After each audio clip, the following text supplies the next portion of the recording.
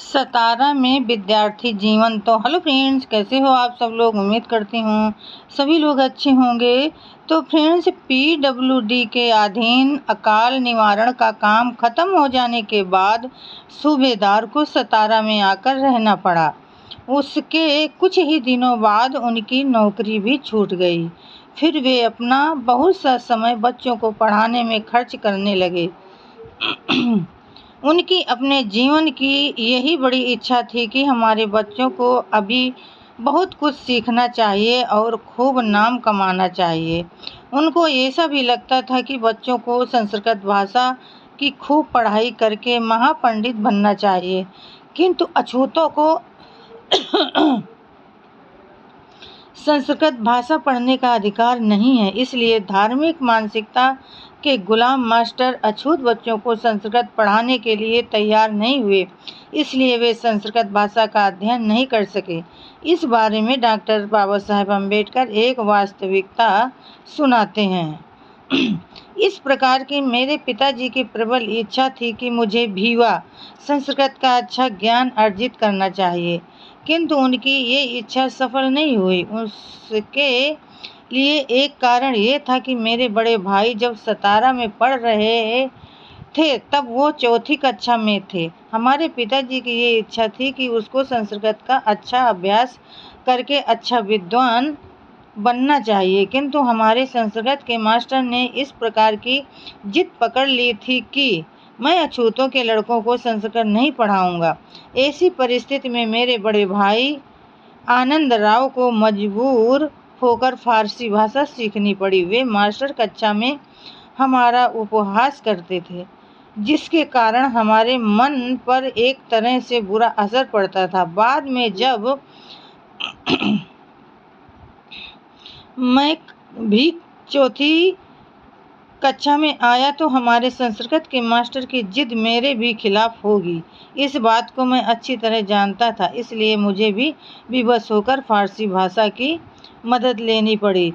मुझे संस्कृत भाषा का बड़ा अभिमान है और उसका मुझे ज्ञान हो, मेरी आज तक यही इच्छा रही। आज मैं स्वयं की मेहनत से संस्कृत भाषा का कुछ हद तक पढ़ समझ सकता हूँ, लेकिन उस भाषा में अधिकार प्राप्त करने की मेरी इच्छा है। पता नहीं वो सुखद दिन कब आएगा, कुछ नहीं कहा जा सकता। मैंने फारसी भाषा का अच्छा अध्ययन किया और मुझे 100 में से 90-95 अंक मिलते हैं। तब भी इस बात को स्वीकार करना चाहिए कि संस्कृत साहित्य के सामने फारसी साहित्य कुछ भी नहीं है। संस्कृत साहित्य में काव्य मीमांसा है, अलंकार शास्त्र है, नाटक है, रामायण महाभारत जैसे महाकाव्य हैं, दर्शन है, तर्कशास्त्र है, गणित है। आधुनिक विद्या की दृष्टि से देखा जाए तो संस्कृत वाङ्मय में सब कुछ है, लेकिन उस प्रकार की विशेषता फारसी साहित्य में नहीं है। हमें संस्कृत भाषा पर अभिमान होना चाहिए और संस्कृत भाषा का अच्छा ज्ञान भी होना चाहिए। इस विषय के बारे में मेरे मन में गहरी आस्था है। फिर भी संस्कृत के मास्टर की संकीर्ण दृष्टि के कारण मुझे संस्कृत भाषा पढ़ने का मौका नहीं मिल सका। दी विक्ट्री ऑफ एन अनस्टेबल नाम से मिस्टर ब्लेक क्लार्क नाम के एक अमेरिकी ग्रंथकार ने डॉक्टर अम्बेडकर के जीवन और कार्य पर एक लेख लिखकर उसको उन्होंने न्यूयॉर्क के क्रिश्चियन हेराल्ड मासिक पत्रिका के मार्च 1950 के अंक में प्रकाशित किया है। इस लेख का सारांश द रीडर डाइजेस्ट नाम की सुप्रसिद्ध मासिक पत्रिका के मार्च 1950 के अंक में प्रकाशित किया है।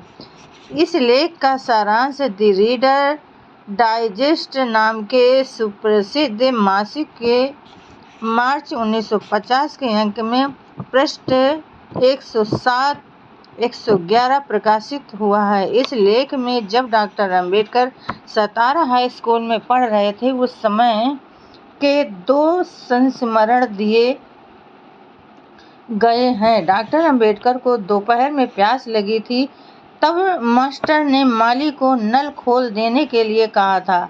डॉक्टर अंबेडकर को नल से नीचे गिरते हुए पानी पर उल्टा मुंह करके पानी पीना पड़ा। दूसरा संस्मरण यह है कि डॉक्टर अंबेडकर को क्रिकेट खेलने की बड़ी इच्छा होती थी, लेकिन वे अछूत होने के कारण उनके मास्टर उनको अन्य सवर्ण हिंदू बच्चों के साथ खेलने नहीं देते थे। लड़के जब क्रिकेट खेलते थे तब डॉक्टर अंबेडकर बाजू में बैठकर क्रिकेट का खेल देखा करते थे। बच्चे अंग्रेजी स्कूलों में जाने लगे और सूबेदार रामजी की नौकरी छूट गई। अब सतारा में रहकर पेंशन में बच्चों की पढ़ाई का खर्च और घर का खर्च चलाना आसान नहीं होगा। यह जानकर सूबेदार ने सतारा छोड़ने का फैसला किया। बम्बई में मुझे कोई न कोई नौकरी मिल जाएगी और बच्चों की पढ़ाई भी वहाँ पूरी हो जाएगी। इस उद्देश्य से उन्होंने बम्बई में जाकर बसने का निर्णय लिया। सन 1904 के नवंबर माह में बच्चों की परीक्षाएं हो चुकी थीं। आनंदराव 5वीं की परीक्षा पास कर चुके थे और भीवा 4वीं की परीक्षा कर चुका था। इसी समय सूबेदार रामजी अपने पूरे परिवार को सतारा से बम्बई ले आए। तो फ्रेंड्स, आज के लिए बस इतना ही। कल फिर मिलेंगे अगले नए वीडियो के साथ। तब तक के लिए फ्रेंड्स, जय भीम, नमो बुद्धाय।